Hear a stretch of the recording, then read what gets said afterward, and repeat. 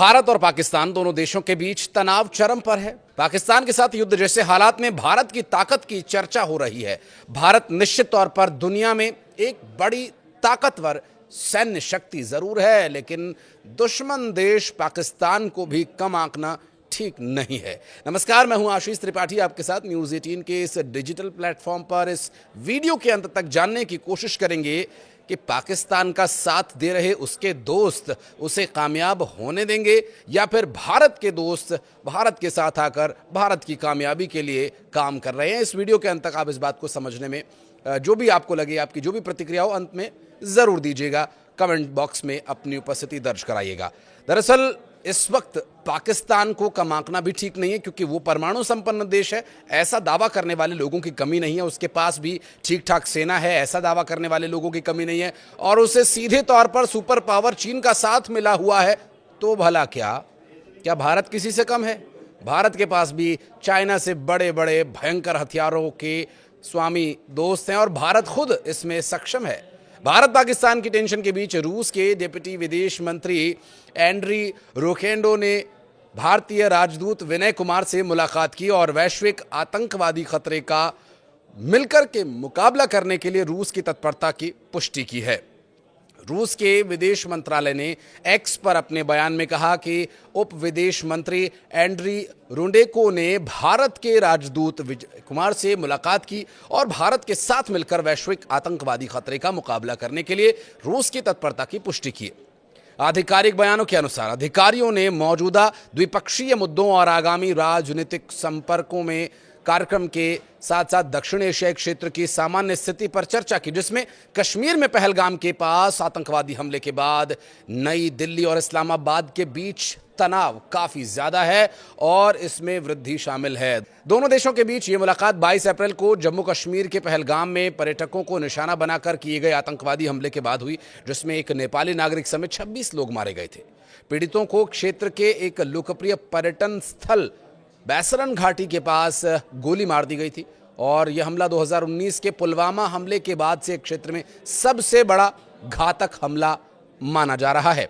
पुलवामा हमले में 40 केंद्रीय रिजर्व पुलिस बल यानी सीआरपीएफ के जवान शहीद हुए थे और इस आतंकी हमले के बाद भारत ने शुक्रवार यानी 27 अप्रैल को ही तत्काल प्रभाव से लंबी अवधि के वीज़ा, राजनयिक और आधिकारिक वीज़ा छोड़ पाकिस्तानी नागरिकों को जारी किए गए सभी श्रेणियों के वीज़ा रद्द कर दिए थे। हालांकि पाकिस्तानी नागरिकों को जारी किए गए मेडिकल वीज़ा केवल 29 अप्रैल तक ही वैध होंगे और संयुक्त राष्ट्र महासचिव एंटोनियो गुटेरेस ने भारत के विदेश मंत्री सुब्रमण्यम जयशंकर और पाकिस्तान के प्रधानमंत्री मोहम्मद शहबाज शरीफ से पहलगाम आतंकी हमले को लेकर कहा कि आप दोनों शांति बनाए रखें। अलग अलग दोनों की बातचीत हुई है और दोनों देशों के बीच तनाव खत्म करने की जो बातें उन्होंने कही हैं, सहयोग का प्रस्ताव जो उन्होंने पेश किया है, क्या वो स्वीकार योग्य है? दरअसल महासचिव कार्यालय ने बुधवार को यहां बताया कि गुटेरेस ने जम्मू कश्मीर में 22 अप्रैल को हुए आतंकवादी हमले की कड़ी निंदा की। उन्होंने इन हमलों के लिए कानूनी तरीकों से न्याय और जवाबदेही तय करने के महत्व पर जोर दिया।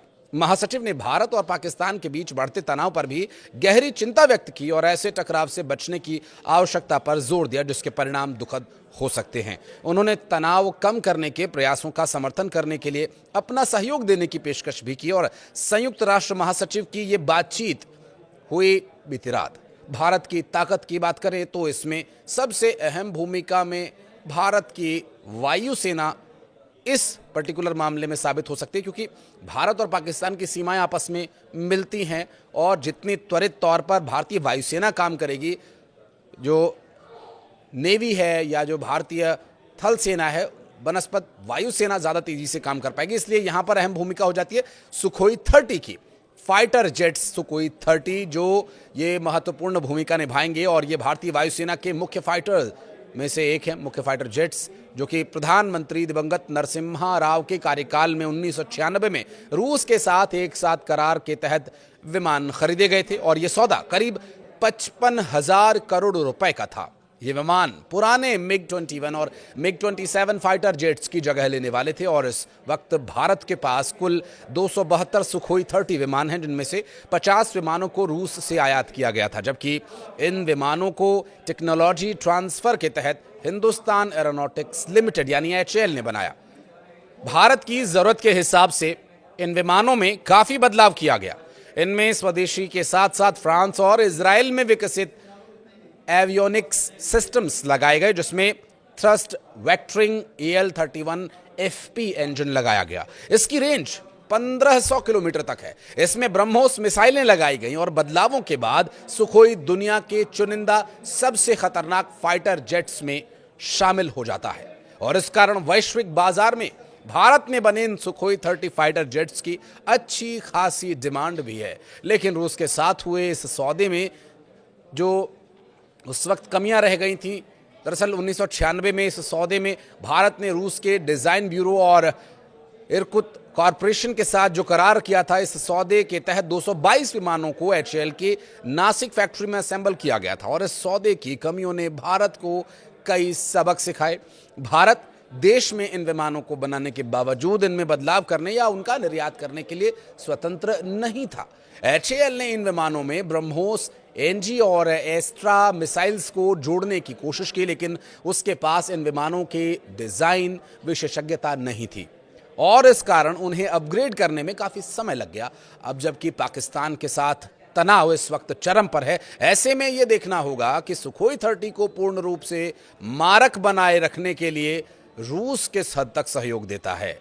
भारत के पास 272 सुखोई 30 विमान हैं, लेकिन इनकी हर एक जरूरत के लिए हमें रूस के पास जाना पड़ता रहा और अब खुद रूस भी उलझा हुआ है। ऐसे में देखना यह होगा कि वो भारत की किस हद तक सहायता करता है, क्योंकि भारत का वो न सिर्फ सांस्कृतिक बल्कि रणनीतिक और वैश्विक स्तर पर अच्छा दोस्त है और पूरी दुनिया में भारत और रूस के बीच की दोस्ती जग जाहिर है।